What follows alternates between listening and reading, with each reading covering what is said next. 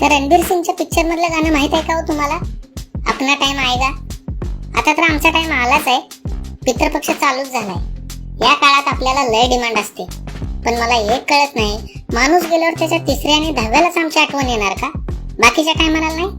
त्यावेळी आम्ही असतो बारक्या पोरांच्या गोष्टीत खडे टाकून पाण्याचे हंडे भरायला, चिवताईचं दार वाजवायला, ते विलन म्हणून. आम्हाला काय भावना नाही?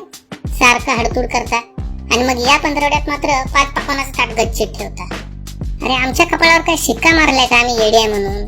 अहो घरटं बांधल्यावर मी आणि बायको जरा कुठे इकडे तिकडे गेलो की आमच्या घरट्यात कोकिळाने अंडी घालते. का?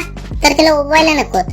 पिल्ली पाहिजेत पण अंडी उबवायला नकोत. येते आउटसोर्सिंग. म्हणजे काय बोलायची सोय नाही. आता सांगायचं तर नुसतं माणसंच अशी वागतात असं नाही, तर महिला मंडळी काकांबरोबरच आहे. उन्हाळ्याच्या दिवसात सावली दिसल्यावर कुठे टेकायचं म्हटलं तर बघेल तिकडे ह्यांची वाळवण असतात.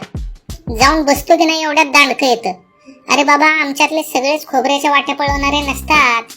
जरा देवा देवा करून बसू तर द्या आम्हाला. उगा शनी देवाचं वाहन नाही. जो देव माणसाची कर्म बघून फळं देतो त्या देवाचं मी वाहन आहे हे तरी लक्षात ठेवा रे. तुम्हाला काय वाटलं, तुम्ही आमच्याशी कसेही वागायला नाही मी विसरून जाऊ का?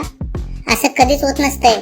आम्ही तर कम्युनिटी मीटिंग घेऊनच ठरवतो, ह्याच्या म्हाताऱ्याला शिवायचंच नाही. अहो काही जणांना अद्दल घडवायलाच लागते. तिथं बाजूला जाऊन बसतो पण शिवत नाही. बघतो मग काय करतोय ते. भाई आपणा भी कुछ उसूल रहता है ना. इथं लोक आफ्रिकेतले पोपट आणून पाळतील पण इंडियन कावळा त्यांना चालत नाही. का चालत नाही? आम्ही काय असतो म्हणून? सांगायचा मुद्दा हा की आमच्याशी व्यवस्थित राहा.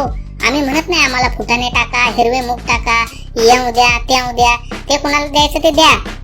पण आम्ही 2 मिनिटं कुठे निवांत बसलेलो असताना उगाच तिथनं हाकलू नका. निदान पितरांच्या महिन्यातलं तरी आमचं महत्व समजून घ्या लेकानो.